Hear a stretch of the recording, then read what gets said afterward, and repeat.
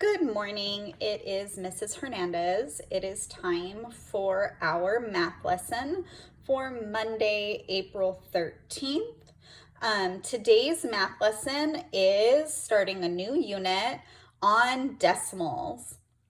So we are going to be talking about place value through tenths and hundredths today.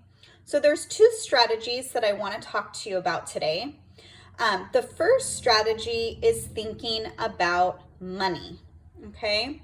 So when we are using decimals, the money that we want to think about is the dollar, the dime, and the penny, okay?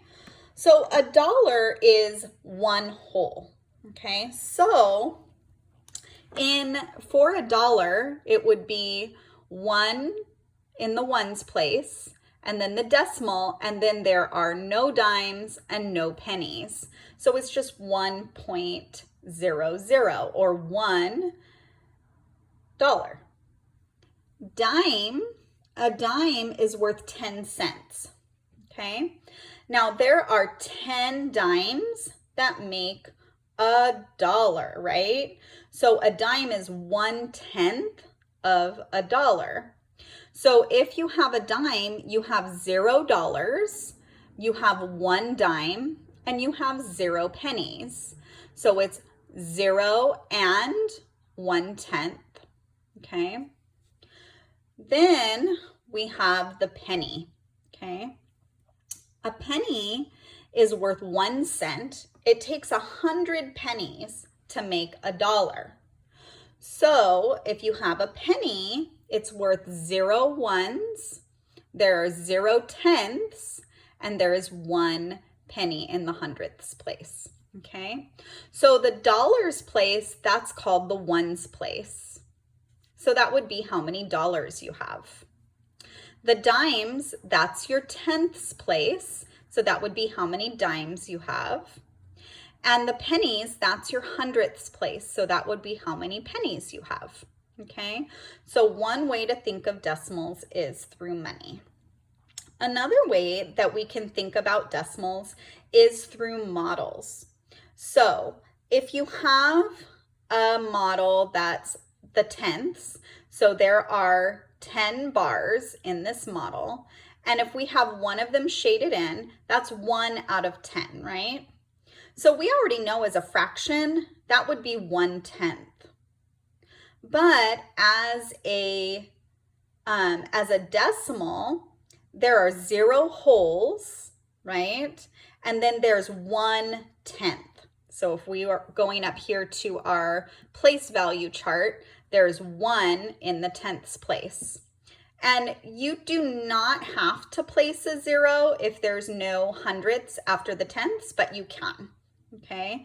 So you can put a 0 in the hundredths place, okay? But you could also just leave it like that.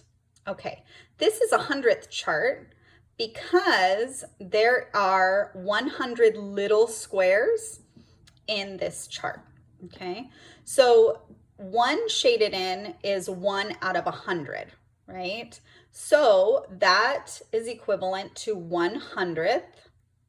And as a decimal, what we have is 0 ones, we have 0 tenths, and we have 1/100th. So we have a 1 in the hundredths place, okay? So I'm going to now take us to our book work. For the lesson for today, we're working on page 631 to 635, I believe. Let's see. 634, sorry. Okay.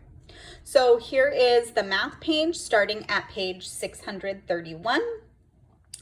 So place value through tenths and hundredths.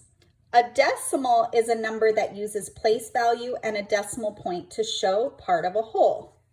And you see here that it's got your number chart, like I showed you on our strategy chart, where it's got your ones, your tenths, and your hundredths.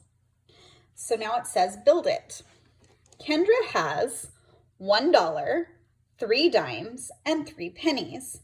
Model this amount using a place value chart. So it says, you know that $1 is equal to blank cents. Well, there are, how many pennies did we say there are in a dollar? There are 100 pennies in a dollar. So $1 is equal to 100 cents. $1 is one whole. So write 1 in the ones place. So here in the ones place, we're writing 1 because Kendra has $1, right? 1 dime is one of 10 equal parts of a dollar. So what that means is there are 10 dimes in a dollar. 1 of 10 equal parts is 1/10. So 1 dime is 1/10, or as a fraction, 1/10 of a dollar. Kendra has blank dimes. So let's go back up to the problem. She has 3 dimes. So Kendra has 3 dimes. Write 3 in the tenths place. So since she has 3 dimes, we're going to write 3 here in the tenths place. 1 penny is one of 100 equal parts of a dollar. 1 of 100 equal parts is 1/100th. So 1 penny is 1/100th, or 1/100th of a dollar. Kendra has blank pennies. So I'm going to go back up to the problem. She has 5 pennies. So I'm going to fill that in. Kendra has 5 pennies. Write 5 in the hundredths place. So 5 in the hundredths place. The decimal that represents the amount of money Kendra has in dollars is $1.35. Okay, so that's how much money Kendra has. All right, I'm going to go ahead and turn now to page 632. You can use models to represent decimals. So here we have 1 whole shaded in. Okay, so that can be written as 1 and then a decimal point, 0. That's 1 whole. 1/10, so out of 10, there's 1 shaded in. So there's 0 wholes, and then there's 1/10. Okay, in the model with 100 little squares in the hole, there's 1 shaded in, so there's 0 wholes, and then the decimal point, 0/10, and there's 1/100th, so it is equal to 1/100th. Okay, so let's look where it says try it. It says complete the place value chart that represents the fraction of the grid that is shaded at the right. There are blank squares shaded out of a total of blank squares. Okay, so I'm going to look here. This is the model that we're working with. I need to see how many squares are shaded in. Okay, so if you look here, what they did was they split off the whole tenths that are shaded in, because there are 1, 2, 3, 4 whole columns shaded in. That's the same as 4/10, right? And then there are 2 more shaded in here. So those are 2/100ths, okay?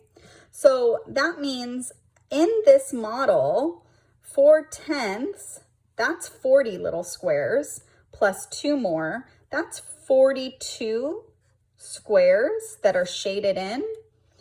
Out of the whole thing is a total of 100. So that's 42 out of 100 squares. In words, we say this is 42/100ths. This is the same as 4/10 and 2/100ths, because these shaded in, that's equal to 1/10, because if we were to look at how many whole columns there are in this, there are 10 columns. So this is 1/10, 2/10, 3/10, 4/10, right? And then there's 2/100ths. So write 4/10 and 2/100ths in the place value chart. So there are 0 ones because we don't have any holes shaded in. We have 4 tenths and we have 2 hundredths. So we can say this number as 0, and then when we get to the decimal point, we say and, then we read the number that's after, 42, and it ends in the hundredths place, so it's hundredths. So we say 0 and 42 hundredths. Okay, talk about it. Number 1, use number sense. Paolo has 6 dimes. Mark has 6 pennies. How many times greater is the value of 6 dimes than 6 pennies? Explain. All right, so I'm thinking, so if Paolo has 6 dimes, that is equal to 60 cents, right?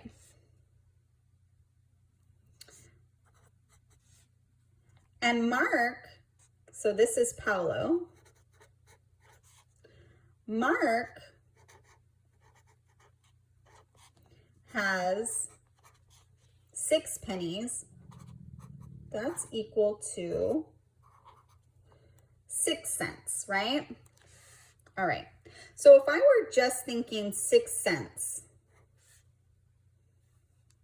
but Paolo has 60 cents, I'm thinking to myself, how many times larger is 60 cents than 6 cents? Well, I know 6 times 10 is 60 cents. So that means that 6 dimes is 6 times larger than 6 pennies. So I'm going to put 6 dimes is 10 times larger than 6 pennies. Because 6 cents times 10 would be equal to 60 cents. Okay? 6 dimes is 10 times larger than 6 pennies. All right, I'm going to go ahead and I'm going to show you one of each type of problem that's on page 633. And then later I will post the answers so that you can check your work. Okay, so I'm going to be showing you how to do number 2, how to do number 4, how to do number 6, and how to do number 10. Okay, and then I'm going to explain how to do number 12, but I'm not going to actually show you how to do it. Okay, so complete the place value chart that represents each set of dollar bills and coins. So for number 2, it's $0, 4 dimes, and 8 pennies. So if I have $0, that's 0 ones. If I have 4 dimes, that is 4 tenths. And if I have 8 pennies, that is 8 hundredths. Okay, so the decimal is 0 and 48 hundredths. Write the decimal represented by each model.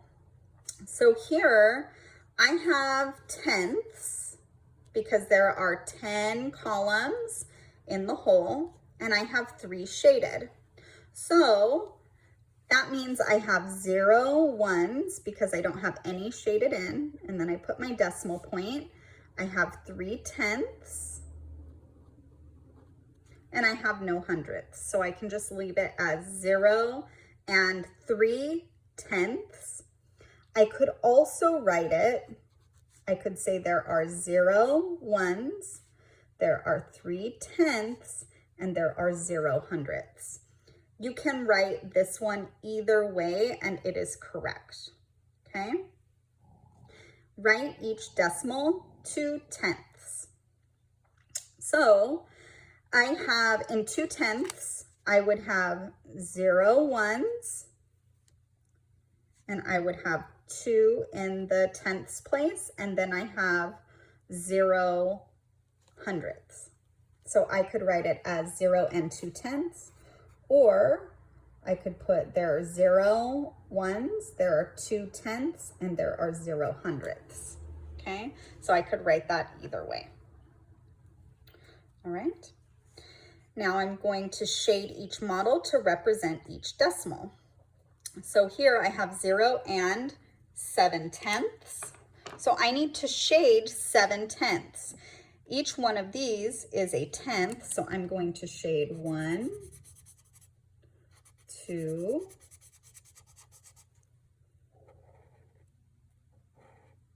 3, 4, 5, 6, and 7. All right, so there I've shaded in 1, 2, 3, 4, 5, 6, 7 out of 10. So number 12 says, circle the greater decimal in exercise 10 and 11. So on your own, you are going to shade in 51 hundredths. And when you do that, you're going to circle the greater decimal in exercises 10 and 11. So you're going to look at these two and you're going to say which one is greater, and you're going to circle the one that is greater. Okay? All right, boys and girls, we're glad you're back from spring break. Go ahead and finish the rest of these problems on your own. I'll post the answer key so that you can check your work after you're finished. Have a great day.